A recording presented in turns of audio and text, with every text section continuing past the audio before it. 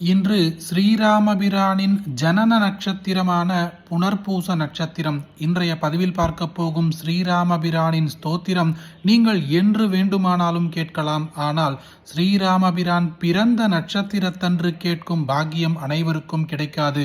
பிறவி புண்ணியம் செய்தவர்களுக்கே இந்த பாக்கியம் கிடைக்கும் என்கிறது நமது வேத புராணங்கள். ஓம் ஆபதாமபஹர்த்தாரம் தாதாரம் சர்வசம்பதாம் லோகாபிராமம் ஸ்ரீராமம் பூயோ பூயோ நமாம்யஹம்.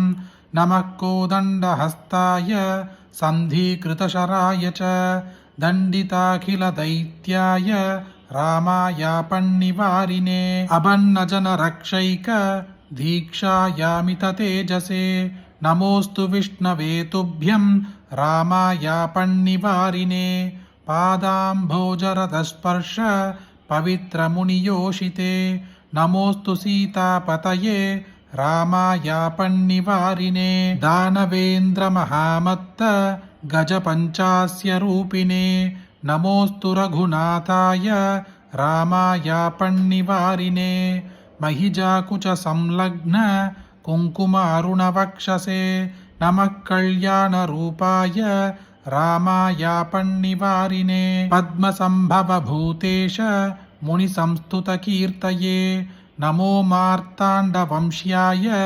रामायापन्निवारिणे हरत्यार्तिं च लोकानां यो वा मधुनिषूदनः नमोऽस्तु हरये तुभ्यं रामायापन्निवारिणे तापकारणसंसार गजसिंहस्वरूपिणे नमो वेदान्तवेद्याय रामायापन्निवारिणे रङ्गत्तरङ्गजलधि गर्वहृच्चरधारिणे नमः प्रतापरूपाय रामायापन्निवारिणे दारोपहितसच्चन्द्र वदं सद्या तस्वमूर्तये नमः सत्यस्वरूपाय रामायापन्निवारिणे तारानायकसङ्काश वदनाय महौजसे नमोस्तु ताटकाहन्त्रे रामायापन्निवारिणे सन्नग्धकवची खड्गी चापबाणधरो युवा